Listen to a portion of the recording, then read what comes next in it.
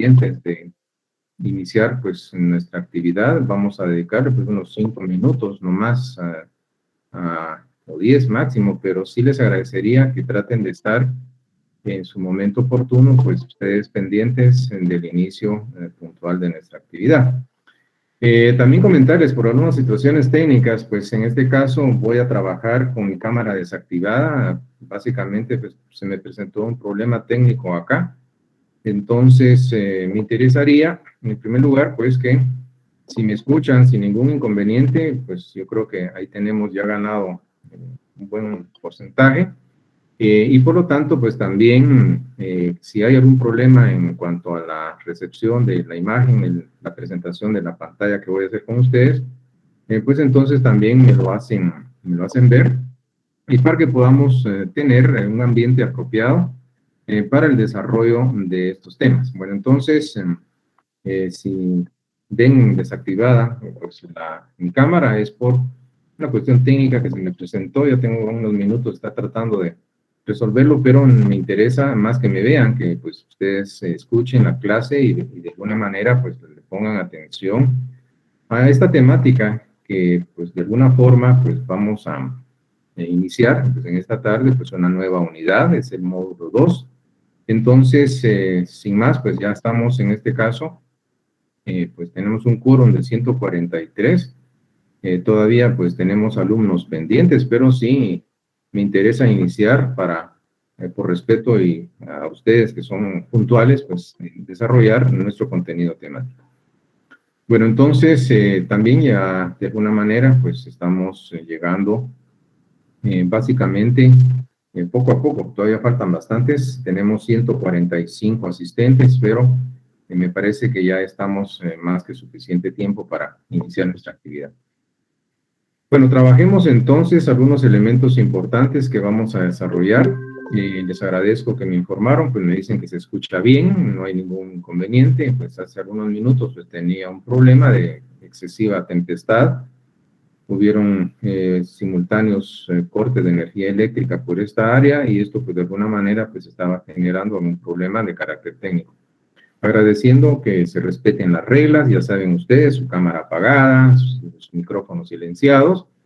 Solo en el caso que alguien estuviese alterando el orden, pues me avisan, y yo pues inmediatamente pues busco la medida correctiva para quien esté alterando el orden, pero de lo contrario creo que podemos desarrollar normalmente y anticipadamente. Pues les agradezco la oportunidad que pues me dan de poder en un ambiente apropiado pues desarrollar estos espacios académicos que son necesarios para el desenvolvimiento de nuestra adecuada carrera.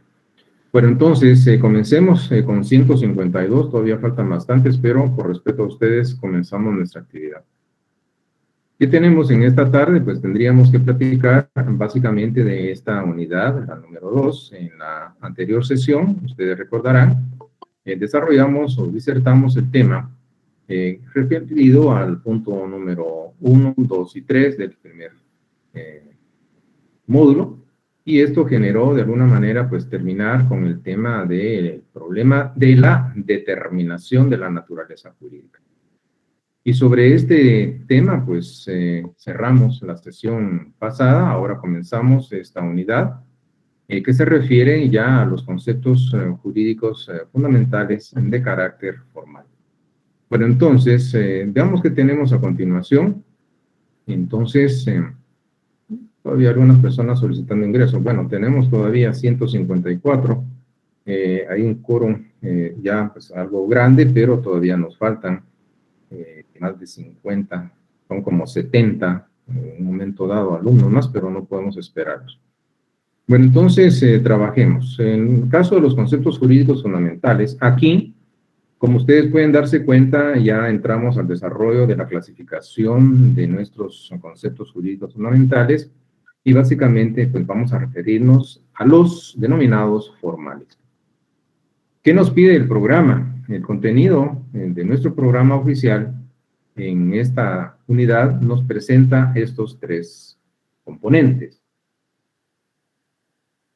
En primer lugar, pues vamos a entender de que esta clasificación de los conceptos jurídicos fundamentales denominados formales hacen relación o referencia a la estructura lógica de la norma.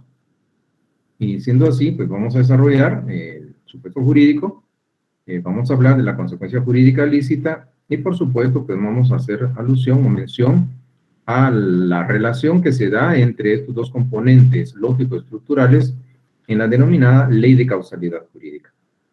Si es así, entonces pues vamos a comenzar.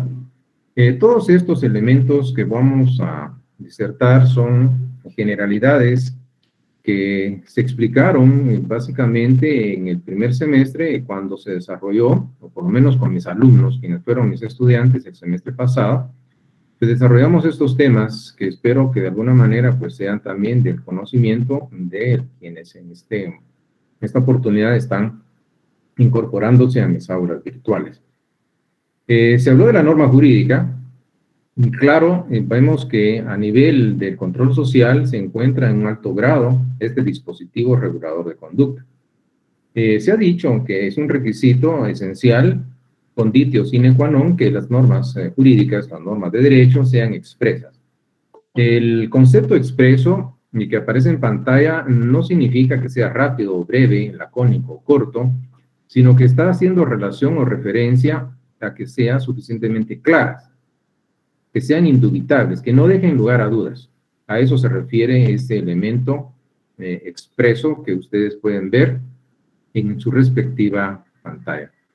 De alguna manera, pues vamos a encontrar, si ustedes lo ven y lo analizan, que estos dispositivos, que son las normas jurídicas, como imperativos, van a prescribir, van a establecer, van a fijar inclusive prohibiciones, y de alguna manera vemos que las obligaciones vienen impuestas, por supuesto, a quienes en este caso, en ese momento, están en esta situación, pues siendo objeto o son imperados por los preceptos jurídicos, los preceptos de derecho.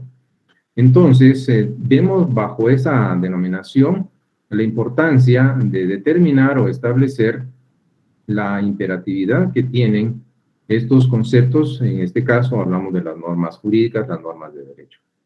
Pero continuamos disertando o recordando temas puntuales que fueron parte del curso de introducción al derecho 1. ¿Qué más podríamos platicar? Pues tantas cosas que en un momento dado pues tendríamos que mencionar. Entonces volvemos y decimos que bajo esa perspectiva, si queremos definir las normas jurídicas, el semestre anterior pues se proporcionaron una serie de definiciones. Vemos que las reglas, las normas de conducta que imponen, por un lado, deberes y confieren derechos. Y este elemento es, en un momento dado, los dos componentes, la imposición de deberes y el otorgamiento o atribución de derechos, le dan carácter impero-atributivo. ¿Por qué son imperativas las normas jurídicas? Porque imponen deberes jurídicos. Porque son atributivas, porque atribuyen, confieren, otorgan derechos subjetivos. Y esto le da el carácter impero-atributivo a las normas de derecho. Esto lo vimos en el curso de introducción al derecho 1. ¿Qué podíamos establecer entonces? Que bajo esa perspectiva, pues estamos desarrollando este tema. Es un preámbulo porque vamos a platicar del componente o los componentes lógico-estructurales de la norma. Entonces quedamos en que tienen un carácter imperativo atributivo y por supuesto las normas jurídicas pues regulan conducta externa. ¿De quién? Pues por supuesto de las personas en sociedad. Esto nos permite entender claramente de que es la relación, son relaciones interpersonales en colectivos sociales los que son objeto de regulación jurídica. Cuando nosotros abordamos la temática, entonces, de las normas jurídicas, pues vamos viendo de que la norma, como un elemento lógico formal, se dice que tiende a la unidad de la categoría de derecho. Y se ha dicho, y ustedes recordarán el semestre pasado, cuando hablábamos de las diversas corrientes del pensamiento filosófico en torno al origen y esencia de Estado de Derecho, pues la corriente dialéctica materialista, y hago la aclaración, no estoy haciendo apología de ninguna corriente de pensamiento, respeto su libertad de conciencia, Pero es interesante cuando se decía que el derecho, por supuesto, es un reflejo de condiciones materiales de existencia de una sociedad y que se va a encontrar, pues básicamente, a nivel supra o sobreestructural en la denominada instancia, en este caso, jurídico-política. Entonces, esta es una de las explicaciones del por qué se dice que se encuentra a nivel de la supra o superestructura de una sociedad. Entonces, ustedes recordarán estas características cuando se desarrollaba aquel tema de Derecho 1, Introducción al Derecho 1, las características que presentan las normas jurídicas. Se habló de la bilateralidad. ¿Qué significa esto? Que frente al titular del derecho subjetivo vamos a encontrar el titular del deber jurídico. Este carácter bilateral enfatiza dos lados dentro de esas relaciones jurídicas imperadas por los preceptos de derecho. La exterioridad, por supuesto, vemos que regula la norma jurídica conducta externa de las personas en sociedad. Es lo que se pretende que el sujeto imperado por el precepto realice es un comportamiento exterior, puesto que es la conducta externa la que es objeto de estudio y de regulación por parte de las normas jurídicas. La heteronomía en sí misma representa que dentro de las normas de derecho subyace la imposición y, por qué no decirlo, la subordinación de una voluntad sobre otra. Entonces vemos cómo nosotros, como destinatarios de los preceptos, ajustamos nuestra conducta y por lo tanto subordinamos nuestra voluntad al querer o voluntad de los sujetos que detentan el poder, en este caso, y han legislado estableciendo lo que debemos hacer dentro del colectivo social. Entonces, la heteronomía destaca esa subordinación de voluntad, de la voluntad o la imposición de una voluntad sobre otra. Claro, en una cuarta característica, pues mencionamos la coercibilidad, pues obviamente el hecho de que los preceptos jurídicos, en este caso las normas jurídicas, presenten esta característica, no significa de que todas sean, en este caso, las normas de derecho cumplidas a través de la fuerza. La coercibilidad implica la posibilidad latente que encierran los preceptos contenidos en las distintas normas jurídicas de hacer uso de la fuerza en caso que fuese necesario. De alguna manera entendemos que en un colectivo social la mayoría de nosotros pues cumplimos las normas sin que se nos esté constriñendo o obligando o que se esté usando la fuerza para lograr la conducta que se desea a través de estos dispositivos normativos. Es en un momento dado también una quinta característica que estas regulan modos colectivos de conducta. Por supuesto, la conducta social de las personas, la que va a ser en un momento dado, pues, regulada a través de estos preceptos. ¿Qué más podríamos recordar luego de mencionar una definición de la norma jurídica? Pues platicar de las características que presenta. Pues podemos recordar en este momento los denominados ámbitos de validez de las normas jurídicas. ¿Se recuerdan ustedes? Un ámbito material de validez que está caracterizado por esa parte del derecho objetivo o material sobre el cual versa la norma. Es así como hablamos de materia penal, civil, laboral, administrativa, etcétera. Pero también tiene un ámbito personal de validez, la norma jurídica que se traduce en cuanto a los sujetos destinatarios de los preceptos jurídicos. Entonces vemos que ese es el ámbito personal de validez de las normas de derecho. También recordamos un tercer ámbito, pues sería el temporal, el ámbito temporal de validez, que hace énfasis a ese periodo, lapso de tiempo, esto es la vigencia, dentro del cual pues una norma jurídica contenida o plasmada en la ley va a tener efectos obligatorios. Esto significa que va a tener carácter vinculante. Y finalmente, el cuarto, y no por ello menos importante, ámbito de validez de las normas jurídicas, pues sería el ámbito espacial o territorial de validez, que está determinado por esa porción del territorio de un Estado dentro de la cual la norma produce plenos efectos.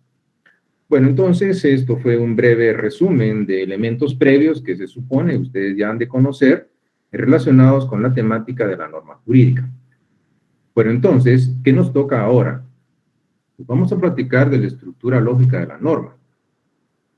Como un paréntesis, pues podría decirles lo siguiente. Ustedes saben que de alguna manera existen, en este caso, elementos que son estructurales dentro de las normas de derecho y estas van a generar de alguna manera elementos. Nosotros vemos que las normas jurídicas pues, nos presentan estos componentes básicos. En este caso, elementos lógicos estructurales. Pero antes de ello, pues vamos a hacer relación o referencia a un concepto previo que habíamos explicado en el curso de Introducción al Derecho 1. ¿Se recuerdan ustedes que habíamos mencionado que los juicios lógicos, en este caso, a través de los cuales se exteriorizan o expresan las normas jurídicas, requieren, por supuesto, la explicación previa de que cuando hablamos de un juicio, como categoría de pensamiento humano,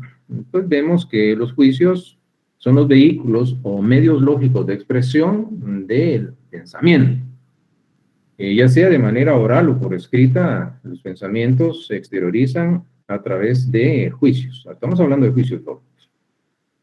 Bueno, en este caso, cuando ustedes miraban aquellos aspectos relacionados con la lógica formal y un sinnúmero de temas relacionados con esta materia, vemos que los juicios pueden tener clasificaciones, hay afirmativos, positivos, negativos en un momento dado, pero había una categoría de juicios lógicos que son los juicios lógicos normativos y los enunciativos. Cuando abordábamos el tema de las normas, en este caso sociales, obviamente las normas jurídicas que forman una especie de las normas sociales requieren o necesitan de vehículos o medios lógicos de expresión. En este caso, pues vamos a hablar de los juicios lógicos normativos. Estos expresan posibilidades, conductas. Entonces, los juicios lógicos normativos son los vehículos o medios lógicos de expresión de las normas. Claro, para las leyes naturales, pues vamos a encontrar otros vehículos o medios lógicos de expresión, como serían los juicios lógicos enunciativos. Todo esto lo expliqué el semestre pasado. ¿Por qué viene este tema? Porque cuando ustedes, por ejemplo, toman una ley y ven los diversos artículos, ahí van a ver una serie de párrafos dentro del texto de las normas, pues básicamente lo que se conoce como una proposición lógica, y esta incluye pues juicios lógicos normativos, vehículos o medios de expresión de las normas de derecho. Entonces vamos a encontrar que hay una forma que asume la estructura lógica de las normas de derecho. Y así es como vamos a encontrar dos componentes lógico-estructurales. Por un lado, el supuesto jurídico es supuesto de derecho, hipótesis jurídica, hipótesis de derecho. Hay varias denominaciones para este elemento estructural de la norma. Pero también tenemos otro componente que es la consecuencia jurídica lícita a la que se refiere en nuestro programa, o simplemente consecuencia jurídica, consecuencia de derecho, disposición jurídica, disposición normativa. Bueno, hay diversidad de denominaciones que se le dan a este otro elemento de la estructura lógica de la norma. Claro, con los ejemplos que vamos a ver a continuación, ustedes pues van a tener la posibilidad de comprender, más que se aprendan de memoria, porque no me interesa la memoria, me interesa la comprensión del tema. Partamos en principio de lo siguiente: el día de mañana, que ustedes tengan, por supuesto, que argumentar y establecer cuáles son los elementos lógicos estructurales de las normas jurídicas, pues entonces vamos a tener estos dos. Por un lado, el supuesto jurídico, hay otras denominaciones para referirse al mismo, y también están las consecuencias jurídicas lícitas, y hay otras denominaciones que también se utilizan para referirnos a estos dos elementos lógicos estructurales de la norma. Bueno, ¿qué tendríamos en este caso? Pues por platicar, pues vamos a establecer, pues básicamente lo siguiente. Cuando nosotros hablamos de estos componentes, pues tendríamos que definir cada uno de los elementos. Dentro de la estructura lógica de una norma jurídica, pues acá tenemos, por un lado, el supuesto jurídico, y por otro lado, pues tenemos la consecuencia jurídica. ¿En qué consiste el primer componente, el supuesto jurídico? Pues aquí nos vamos a auxiliar del pensamiento de un jurista de renombre a nivel internacional, el profesor de Derecho Mexicano, Eduardo García Maínez. ¿Quién nos dice que el supuesto jurídico es la hipótesis de cuya realización dependen de que se realicen, en este caso, las consecuencias de derecho?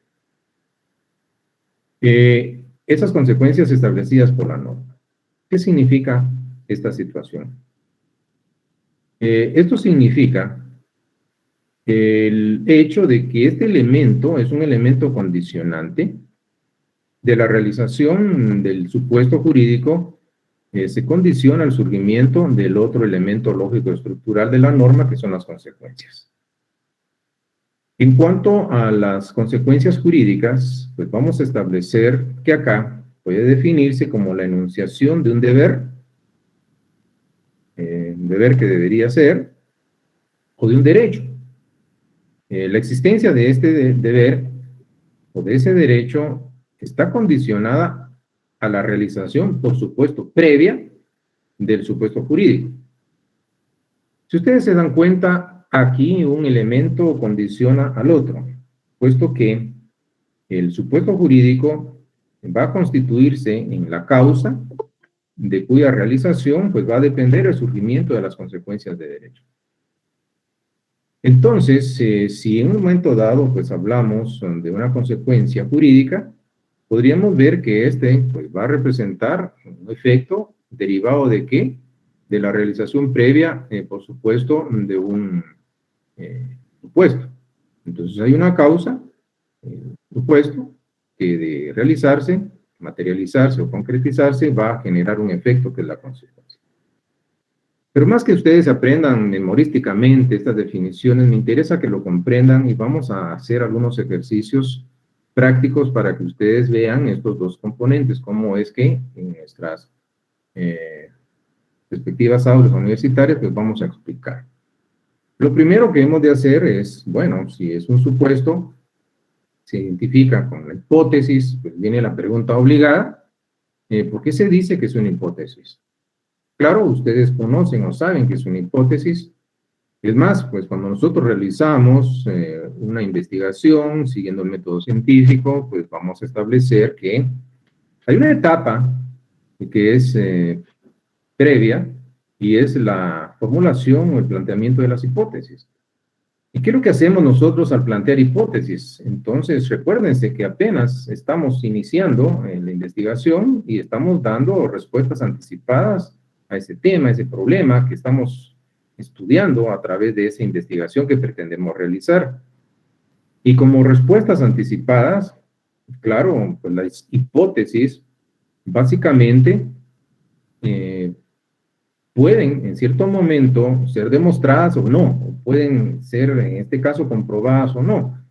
Y esto generaría de alguna manera que subyace ese componente contingencial, porque pueden ser o pueden no ser, pueden realizarse o pueden no realizarse, pueden demostrarse o pueden no demostrarse.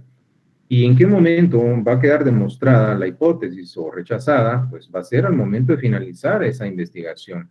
Entonces es un planteamiento hipotético y por lo tanto se encuentra en un plano abstracto. Puede ser o puede no ser. Puede realizarse o puede no realizarse. Puede comprobarse o puede no comprobarse. Eso le da un carácter contingencial a este elemento hipotético contenido en la norma. Ahora, entonces, como ustedes pueden darse cuenta, pues la ley establece supuestos. Puede que en un momento dado se realicen o no se realicen, pero están contemplados en la ley y se encuentran en un plano abstracto. ¿Se recuerdan ustedes cuando mencionamos el semestre pasado esas características que nos presentan estas normas contenidas en la ley? Son generales, abstractas y permanentes. Cuando vimos en los diversos grados normativos de la jerarquía de las normas, pues vimos que se encuentran en un plano, en este caso, hipotético, y esto le da ese carácter abstracto. Entonces pueden haber previstas conductas, circunstancias o acontecimientos en una ley que fue creada y entró en vigencia hace 10, 20, 30, 40 o 50 años, Y podría ser que a la fecha, pues no se haya realizado todavía la conducta que se describe hipotéticamente en la misma, o no se haya realizado el acontecimiento o fenómeno natural, o bien la circunstancia que está prevista. Pero se encuentra en un plano hipotético, en abstracto, y seguirá estando vigente esa norma contenida en la ley hasta que la misma sea abrogada o derogada. Esto es, hasta que pierda su vigencia. Y aquí ustedes recordarán aquel principio que aparece básicamente en el artículo 8 de nuestra ley del organismo judicial, que nos dice que las leyes se derogan por leyes posteriores. Este es un principio general del derecho que se denomina el principio del paralelismo de las formas. De la misma manera, forma o modo en que ha sido creada una ley, de la misma manera, forma o modo, la misma va a perder vigencia. Pues entonces está en un plano hipotético. Significa que está regulada, está prevista en un plano hipotético la conducta, la circunstancia o el acontecimiento, pero pudiera ser que a la fecha no se haya producido ya en la realidad, pues esa conducta, ese acontecimiento o circunstancia, pero está previsto y sigue vigente. Bueno, puede suceder o puede no suceder. En el supuesto, claro, pues hemos visto, se establecen condiciones de hecho, se describen hechos, actos, estados jurídicos. Y esto es interesante porque ustedes pueden darse cuenta que esto debe realizarse ¿para qué? Para poder producir consecuencias que están previstas en estas disposiciones normativas antes indicadas. Entonces, ¿qué significa esto? A contrario censo, si nosotros interpretamos en un sentido contrario lo que aparece en pantalla, pues vemos que si no se realizan esas condiciones de hecho que constituyen los supuestos, entonces no podrán producirse las consecuencias. Tan simple y sencillo como eso. Entonces hay un elemento que condiciona a otro. Entonces puede en un momento dado decirse que no va a haber consecuencia de derecho si previamente no se ha realizado el supuesto. Pero continuemos. Y a continuación, pues yo voy a presentarles una definición. Este es un aporte personal de su servidor a la cátedra, en donde estructuro una definición. No aparece en libros, no aparece en folletos, es una definición personal que yo someto y comparto con ustedes en esta educación virtual, en esta aula universitaria. Pues vengo y luego del análisis de este elemento, pues yo propongo una definición. El supuesto jurídico representa la descripción hipotética de conductas humanas, circunstancias o acontecimientos naturales que, de producirse, generan consecuencias de derecho. Bueno, pues aquí tenemos una definición. Esta definición es personal. Ahora, ¿qué me interesa? Más que ustedes memoricen esta definición, pues yo les voy a dar los argumentos desde el punto de vista doctrinario por el cual llegué a la conclusión de que podía estructurar esta definición de supuesto jurídico. Bueno, la pregunta, o más que todo, son tres preguntas que vamos a tratar de responder. Noten que podríamos preguntar por qué manifiesto que el supuesto jurídico es la descripción hipotética de una conducta humana. Entonces acá ustedes tienen en pantalla el artículo 123 del Código Penal. Aquí se tipifica una conducta humana que es calificada como homicidio en Guatemala. El artículo 123 de nuestro Código Penal nos dice: comete homicidio quien diere muerte a alguna persona. Al homicida se le impondrá prisión de 15 a 40 años. Aquí se menciona conducta humana y les voy a explicar por qué. Voy a disertar un tanto una cátedra de Derecho Penal en este momento. Ustedes verán la teoría general del delito en el próximo semestre. Pero esto es porque llego a la conclusión que es la descripción de conducta humana. Quien diere muerte a alguna persona, este va a cometer delito de homicidio. ¿Esto qué significa? alguno podría pensar de que el autor del delito, y aquí entramos a la teoría de la autoría, va a ser únicamente una persona, en este caso, humana, un ser humano. Estoy utilizando la acepción de persona en una acepción cotidiana, común o vulgar. Bueno, entonces, es un ser humano el único que puede realizar esa conducta prevista en la ley. Pero yo voy a plantear un caso y ustedes tratarán de responder mentalmente, por supuesto, sin abrir el micrófono. Pero imagínense de que un sujeto abre la puerta de una jaula donde tiene una fiera salvaje y esta fiera mata a una persona. Este es un primer escenario, este es un primer caso. Entonces, si aquí se dice que se requiere una conducta humana, pues alguien podría decir, esta persona no lo mató, fue la fiera. Por lo tanto, no es homicidio. Esa sería una primera impresión. Luego, planteemos otro escenario, después voy a darle la respuesta, por supuesto. Imagínense una persona, un turista, se va por allá al África y de alguna manera imprudente, pues, o por descuido, pues él ingresa a territorio de los leones y los mismos lo atacan y lo matan. El resultado básicamente es el mismo, pues la muerte de una persona que fue destrozada por una fiera salvaje. Ahora, ¿será homicidio? Entonces nos vamos al caso de que cuando yo les planteo acá de que se requiere una conducta humana, pues supuesto implica una posible descripción hipotética, un comportamiento que es una conducta humana. Pero en el caso del homicidio, entonces quien diere muerte a una persona, o alguna persona, mejor dicho, pues será un sujeto, en este caso es un individuo, es un ser humano, que él va a realizar ese hecho, que es culpable, antijurídico y punible, es antijurídico. Entonces lo puede realizar de manera directa, y aquí tendríamos que entrar en la teoría de la autoría, o puede, en este caso, hacerlo de una manera indirecta, valiéndose de una fiera, y está utilizando al animal como un arma homicida.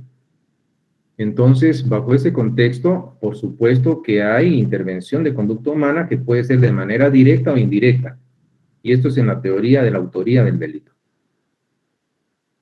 Entonces, en el otro caso, el turista en África, por supuesto, vemos que la fiera lo mataron, pero acá definitivamente no puede hablarse de un homicidio, puesto que, en este caso, el animal, en un estado salvaje, actuó, y en el peor de los casos, imagínense, pues el león estaba hambriento y tuvo la oportunidad de saciar su hambre. Entonces, esa no sería una conducta homicida o delictiva, esto es que sea reprochable y sancionable penalmente a través de un castigo. Entonces, es precisamente porque este tipo penal del homicidio pues requiere una conducta humana de una manera directa o indirecta, como se los había comentado. El caso aislado del turista, pues es para que ustedes analicen que hay situaciones en donde definitivamente pues no podría ser sujeto de derecho penal la fiera. Que podrían capturarlo y matarlo es otra cosa, pero no es que sea sometido a proceso, en este caso, y sea a través de sentencia condenado a muerte por un juez, puesto que no habría entonces comisión de delito alguno. Bueno, entonces paso acá. ¿Se recuerdan en mi definición? Pues yo les comentaba, el supuesto también implica la descripción hipotética de alguna circunstancia. Bueno, aquí les presento el artículo 8 de nuestro Código Civil. Se establece el tema de la capacidad jurídica. Claro, pues cuando nos toque en su momento desarrollar los atributos de las personas, pues vamos a hablar de la capacidad, que básicamente desde la perspectiva del derecho civil, la capacidad jurídica es la aptitud, es un grado de aptitud que los sujetos de derecho personas tienen para poder ser titular, por supuesto, de derechos y también titular de deberes dentro de una relación jurídica en el mundo de lo jurídico. Entonces acá se nos dice que la capacidad para el ejercicio de los derechos civiles se adquiere por la mayoría de edad. Bueno, voy a dejar acá la lectura y ustedes podrán darse cuenta que este primer párrafo tiene subrayado la última parte por la mayoría de edad. Viene la pregunta, pues, ¿quiénes son mayores de edad? Pues los que han cumplido 18 años. Noten acá lo siguiente, y les pregunto. El cumplimiento de la mayoría de edad depende de la voluntad nuestra. No vayan a responder abriendo el micrófono, tan solo de una manera mental respondan. Entonces, ¿qué es lo que ocurre con el cumplir los 18 años? Acá nosotros, como seres humanos, pues vamos a ser objeto del paso del tiempo. Y alguna persona podrá decir, no quiero ser mayor de edad, y pasará el tiempo inexorablemente hasta que llega a la mayoría de edad. Pues no podemos hablar de una conducta, sino que acá estamos hablando de una circunstancia, si ustedes quieren, que se refiere básicamente al cumplimiento de esa mayoría de edad. Bueno, entonces, ¿qué tendríamos acá? Pues tendríamos muchos aspectos de los cuales platicar, pero lo que sí vamos a establecer, pues básicamente, de una manera inevitable, pues claro, va a llegar, ustedes están entendiendo esto. Entonces, ¿qué se describe aquí? No es conducta, es una circunstancia, el cumplir 18 años. Bueno, claro, aquí ustedes van a darse cuenta, en el último párrafo, los menores que han cumplido 14 años, aquí se está describiendo otra hipótesis. Son capaces para algunos actos determinados por la ley, y eso lo vamos a ver en su momento oportuno, atributos de las personas. Cuando hablemos de las clases de capacidad, esta es una capacidad que se denomina relativa. Pero en principio me interesa que ustedes se den cuenta por qué en mi definición, pues establezco que también el supuesto jurídico implica descripción hipotética de alguna circunstancia. ¿Qué circunstancia? Pues aquí tienen una.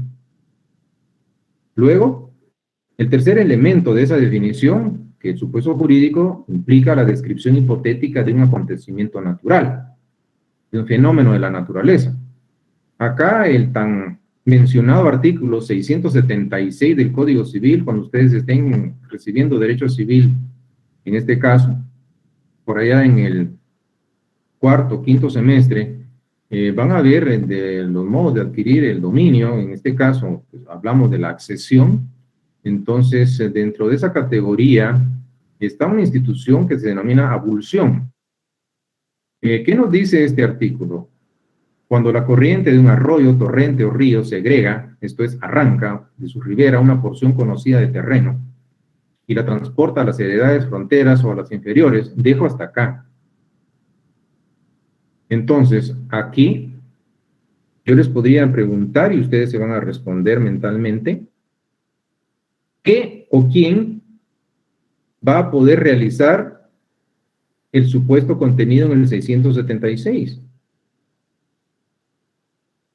Así como ustedes lo ven en la primera parte que está subrayada, entonces van a entender de que será única y exclusivamente las fuerzas incontrolables de la naturaleza las que podrán realizar ese supuesto contenido en la norma. Ahora, aquí hay un paréntesis.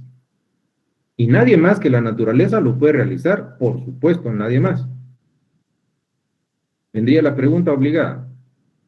¿Y por qué creen ustedes que en la ley aparece semejante artículo?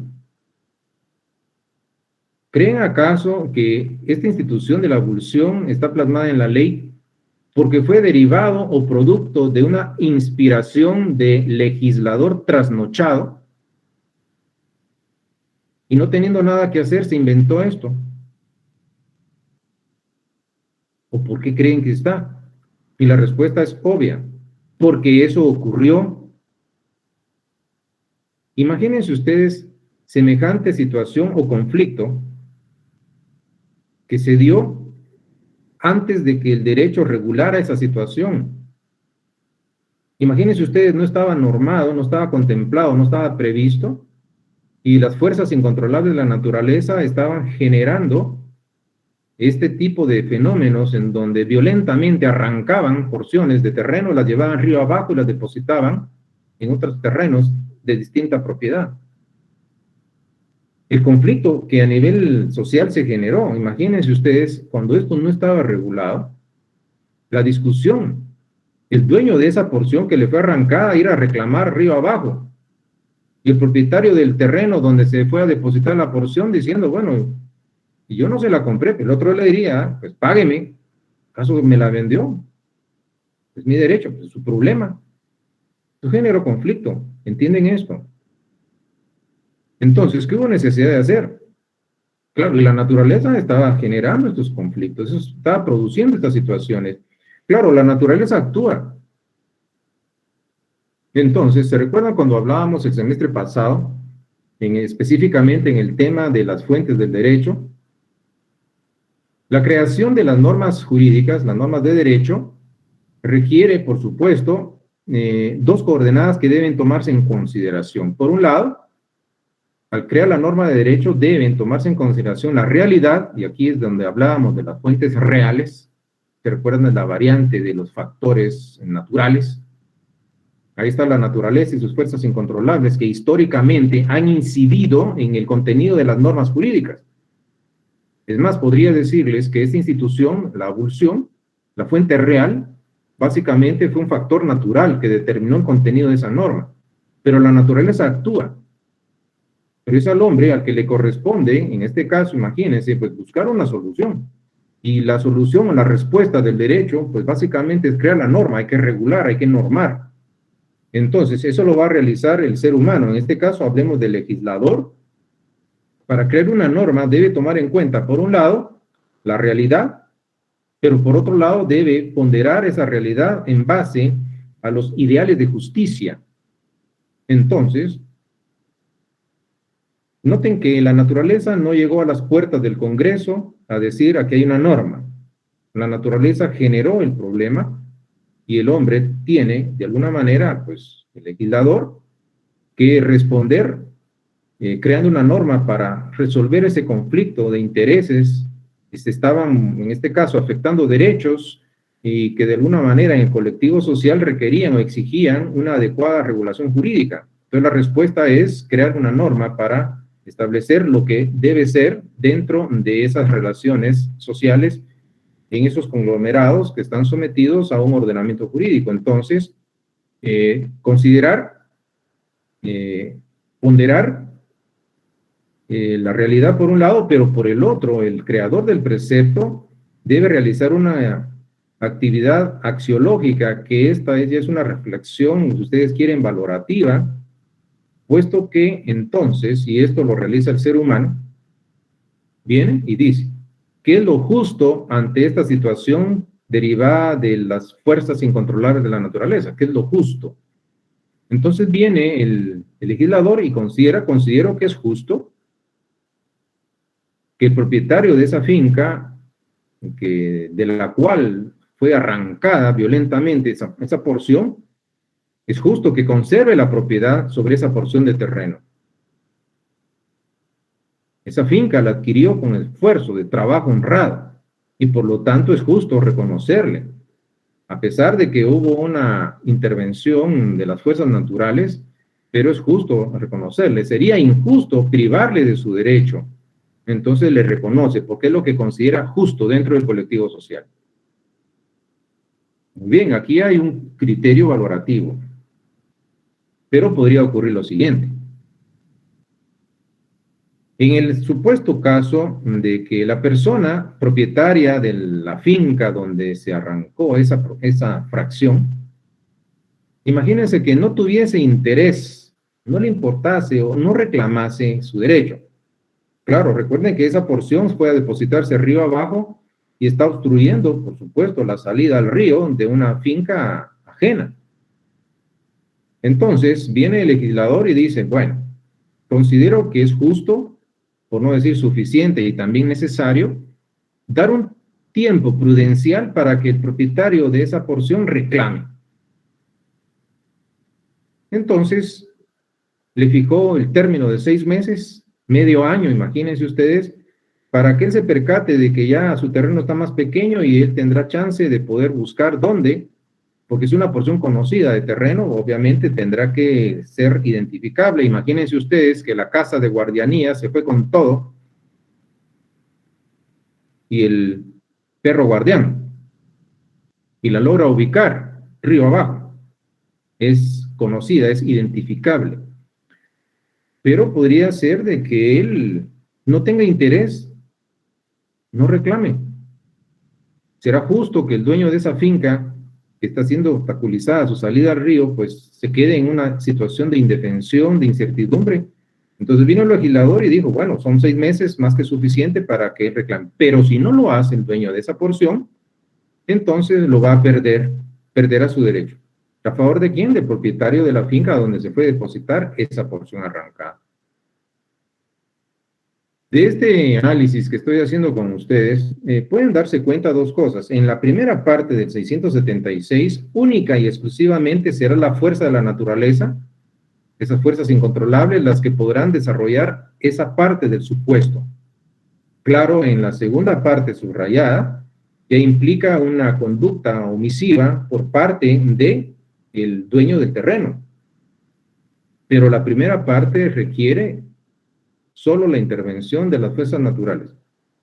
Porque si el caso fuese que alguien pues tiene un terreno pequeño y contrata a una maquinaria pesada para ir a socavar el terreno de un vecino y acrecenta, por supuesto, el mismo, sacando tierra del terreno vecino, claro, esto ya sería, no sería lo que está plasmado, ya de hecho pues sería constitutivo de delito y por lo tanto no es ese el comportamiento, porque no hay conducta humana acá en esa primera parte del párrafo primero del 676 del Código Civil.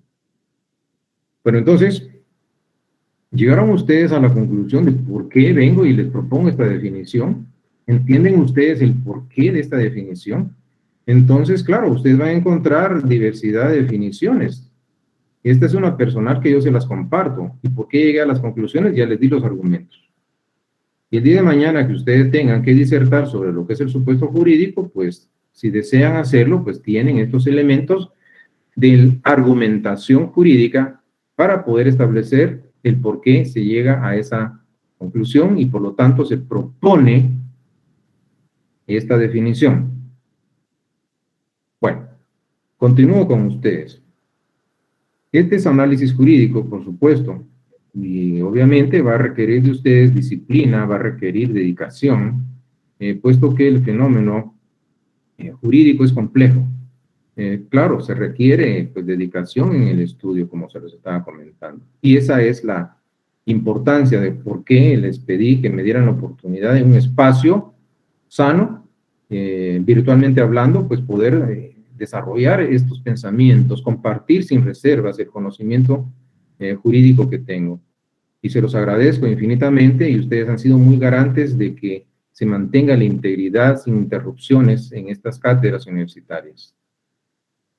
Entonces, en el caso de los supuestos jurídicos, pues vemos que la conducta humana, en las circunstancias o los comportamientos naturales, se dice que nunca pueden producir por sí, esto es per se, derechos y obligaciones. ¿Por qué? Porque necesariamente, se dice, debe intervenir la norma jurídica, que los está, en este caso, hay una previsión de los mismos. La realización de estos acontecimientos debe estar prevista en una norma de derecho. Pero si ustedes analizan, el supuesto tiene un calificativo objetivo de jurídico. Las preguntas obligadas son, ¿y por qué los supuestos son jurídicos? O replanteo la pregunta, ¿qué es lo que determina el carácter jurídico de un supuesto? Pues la respuesta la tienen ahí, es la existencia de una norma jurídica.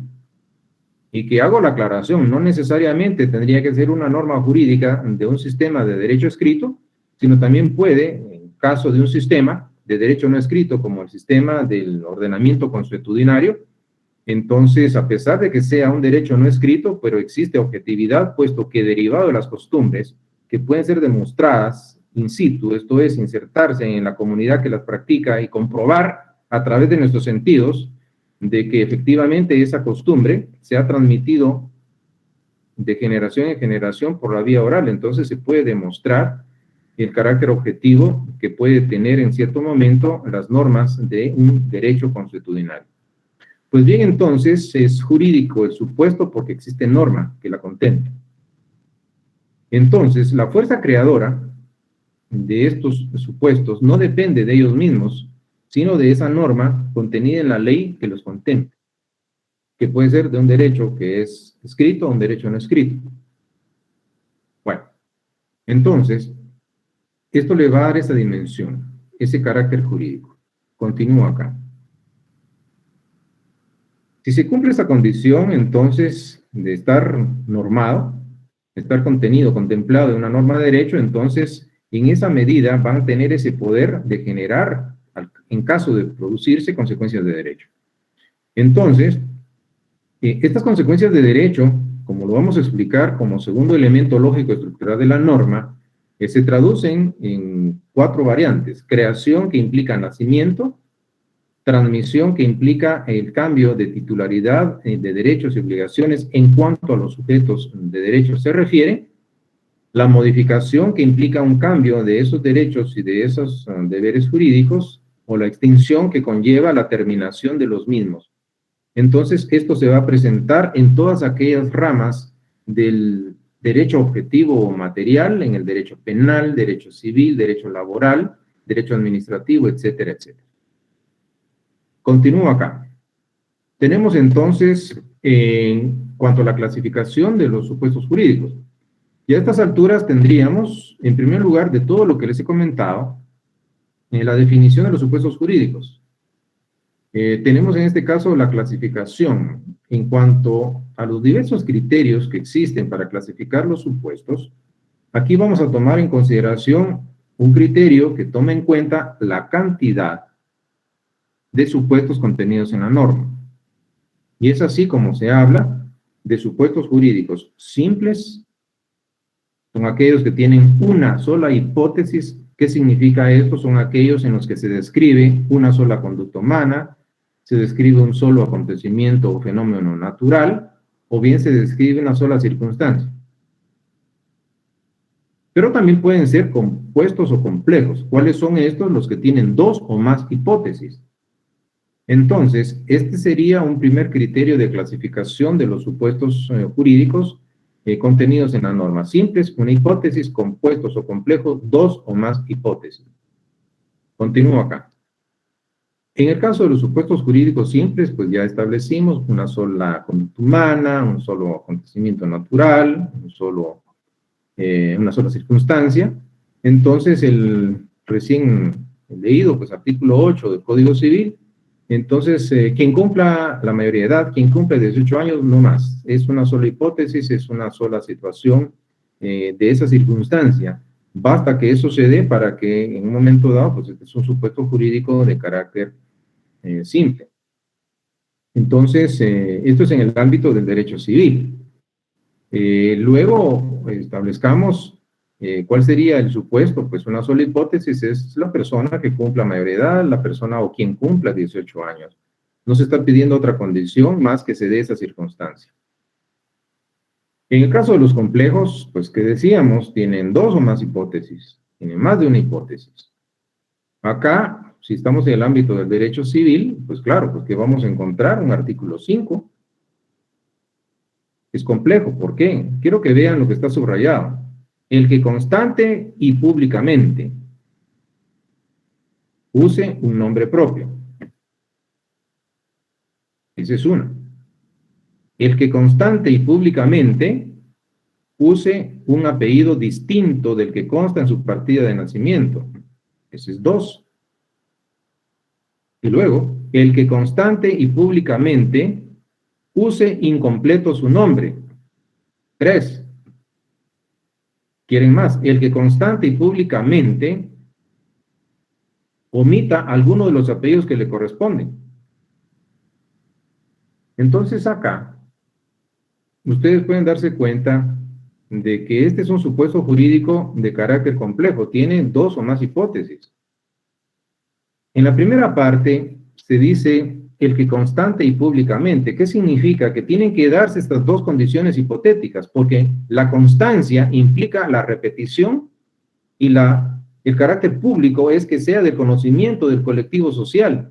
Entonces, no basta que sea constante, sino que también debe ser público, porque el individuo, para poder encuadrar su conducta dentro de este supuesto, necesita de una manera constante, esto es repetitiva, pero además pública, haber usado un nombre propio, un apellido, omitirlo, incompleto, etcétera. Entonces, no basta que sea constante, también debe ser público, puesto que si solo lo hace público pero no constante, no se da ese supuesto, o si solo lo hace constante pero no público, tampoco se da ese supuesto contenido en el artículo 5 de nuestro Código Civil. ¿Entienden esto? En eso radica la complejidad. Claro, el anterior es simple, una sola hipótesis. Este es complejo. Pero vamos en este caso, vean ustedes las variantes o variables que pueden darse. En primer lugar, la constancia y la publicidad es indispensable. No puede ser solo constante y no público, o no puede ser solo público y no constante. Deben darse estos dos elementos. Esto es complejo. Y luego vienen las diversas variantes, usar un nombre propio distinto, usar un apellido distinto, usar incompleto, o bien omitir los apellidos. En materia penal, pues nosotros tenemos básicamente también, y quiero contraponer en este caso, voy a regresar acá, creo que podemos hacer el mismo ejercicio de los complejos y los, en este caso, veamos acá en los supuestos jurídicos. Aquí estamos. Este supuesto que ustedes tienen en su pantalla es un supuesto jurídico simple. ¿Qué significa esto? Que el supuesto jurídico a través del cual se tipifica el delito de homicidio en nuestro Código Penal requiere una sola hipótesis. Quien diere muerte a alguna persona, no más, una sola conducta. Este es un supuesto jurídico simple. Pero en el caso del Código Penal, veamos en esta oportunidad el 132 de nuestro Código Penal. Entonces, este contempla el delito de asesinato. ¿Se recuerdan ustedes cuál era la conducta que se requiere para ser homicida? ¿Quién comete homicidio? Quien diere muerte a alguna persona, punto, no más. Pero vean esto, ¿quién comete asesinato según nuestro Código Penal? Ahí lo tienen. Puesto que el tipo penal en el cual se establece esa conducta delictiva a la que se le denomina asesinato, es quien matare a una persona. Ahora, yo podría realizar un ejercicio, con eso voy terminando con ustedes, y podemos discutir qué decía el Código Penal en el 123, que es el homicidio, quien diere muerte a alguna persona. Y podemos apuntar eso, quien diere muerte a alguna persona. Ahora yo les preguntaría, esta expresión, quien matare a una persona, ¿será igual que la otra, quien diere muerte a alguna persona? ¿Será igual o es diferente? Quien diere muerte a alguna persona será igual a quien matare a una persona, y me estoy quedando hasta ahí. Por supuesto que la respuesta es sí, es lo mismo. Pero ¿qué es lo que hace la diferencia? Que para que esa conducta sea considerada como asesinato, se requiere dar muerte o matar a una persona, pero aquí entran lo que se denominan las circunstancias que son modificativas de la responsabilidad penal. Aquí hay agravantes. Es matar a la persona con alevosía, matar a la persona con precio, recompensa, con ensañamiento, premeditación, impulso, perversidad brutal. Vean todo lo que hay ahí. Entonces, cuando nosotros estamos viendo el tipo penal del delito de asesinato, es un supuesto jurídico de carácter complejo. Y el tipo penal que tipifica el delito de homicidio es un supuesto jurídico simple. Entonces, claro, dar muerte a alguna persona y matar a una persona es exactamente lo mismo. La diferencia es que el asesinato ya tiene agravantes. Es más, ustedes pueden darse cuenta que es más grave el asesinato que el homicidio, porque la pena para el homicidio son 15 a 40, pero para el asesinato son 25 a 50 años. Y es por la gravedad de los hechos. Bueno, entonces, ¿qué tenemos por acá, mis estimados amigos? Pues, claro, pues vamos a dejar por acá, así que el tema es interesante. Entonces, este es análisis jurídico, mis estimados alumnos y alumnas, y por eso es que ustedes podrían darse cuenta de esta situación. Tenemos en este caso estos elementos importantes. Vamos a ver, por el compromiso, con eso termino. Pues una buena tarde a todos y a todas. Es un gusto pues tenerlos a ustedes. Vuelvo por acá, pues viendo sus comentarios, pues gracias por indicar que me escuchan bien. Disculpen que no me vieron hoy. Algunos preguntan acá, si alguien, Shirley pregunta, ¿alguien sabe dónde puedo ver esta clase grabada? Es por ratos, se va la luz. Vean, por favor, sí les voy a encargar algo. Ustedes deben tener mucho cuidado cuando están socializando las clases virtuales. Entonces, ustedes se dieron cuenta las agresiones y los ataques que hubieron dentro de las clases. Entonces, no quisiera de que sean promotores de difundir en estos espacios abiertos en redes sociales, pues estas clases, porque sería muy lamentable que se filtre información relacionada con nuestro curso. Entonces, recibimos, y les cuento, recibimos ataques, no solo en Guatemala, eran de otros países también, los ataques y agresiones que tuvimos en las aulas virtuales. Entonces, por favor, sí les voy a encargar que, en primer lugar, pues sean responsables con el horario. Entonces, no es una educación a distancia, mis amigas, entonces sí les encargo la presencia y cuiden mucho ese detalle que yo les encargo. Hasta el momento pues nos ha funcionado, pero lamentaría mucho que se filtre la información y llegue a manos de personas ajenas a la academia y que vayan a volver a intentar básicamente atacar, porque fueron ataques directos en contra de la academia. Entonces, por favor, mucho cuidado con esto. Les encargo pues la responsabilidad de llegar puntuales y tratar de que ustedes sean garantes de que se mantenga el uso exclusivo pues para estudiantes de estos enlaces que yo les he estado proporcionando. Es el único encargo que les voy a pedir. Me preguntan acá, me surge la duda, ¿por qué se utiliza regularmente el 600 para dar ejemplos en clase? Francisca, es porque este ejemplo es bastante apropiado. Claro, hay más, por supuesto, pero ya sé que en un momento dado lo puede recordar y lo puede en un momento dado pues ser familiarizado. Entonces, es un ejemplo solo, como usted lo dice, para dar una muestra de cómo se pueda operar. Pero si Francisca desea, pues podemos utilizar otros, pero creo que es por aspectos didácticos. Entonces, pregunta Francisca, ¿lo que hace que sea supuesto es que sea constante y público? No, Francisca.